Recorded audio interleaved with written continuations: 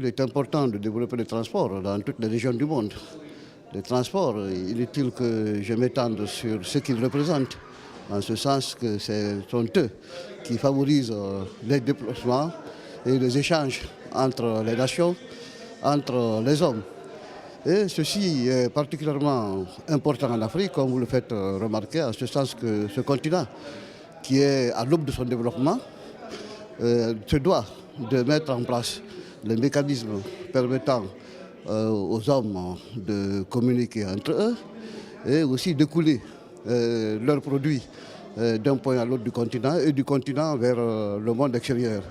Donc il est impératif aujourd'hui que nos gouvernants se penchent sur cette question et prônent une politique grâce à laquelle les transports à travers les différentes formes qui les caractérisent vont se développer et permettre d'atteindre ces différents objectifs. Je crois que toutes les formes de transport sont d'importance égale. C'est vrai que ce qui concerne le continent africain, où les infrastructures ferroviaires, aériennes et portuaires sont plutôt à l'état embryonnaire, en tout cas nécessitent qu'on leur apporte une forte impulsion afin de leur permettre d'atteindre un certain niveau.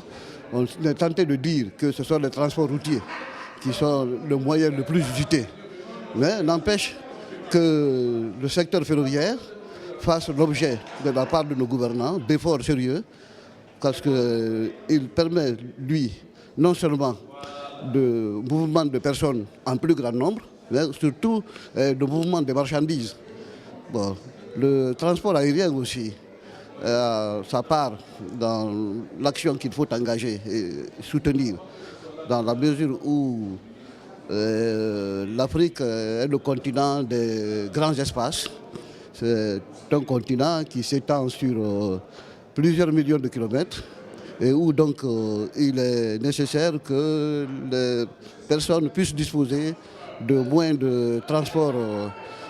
performants, rapides, et que même sur le plan de l'écoulement des marchandises à travers le service fret, le domaine aérien peut jouer un rôle important. Il y a enfin le secteur maritime, c'est-à-dire le secteur portuaire, qui est la clé de l'économie mondiale. Et l'Afrique doit, je crois, s'inscrire dans cette dynamique,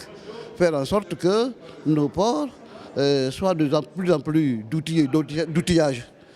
pourvus d'outillage leur permettant de jouer ce rôle qui est celui des ports un peu partout aujourd'hui dans le monde. Donc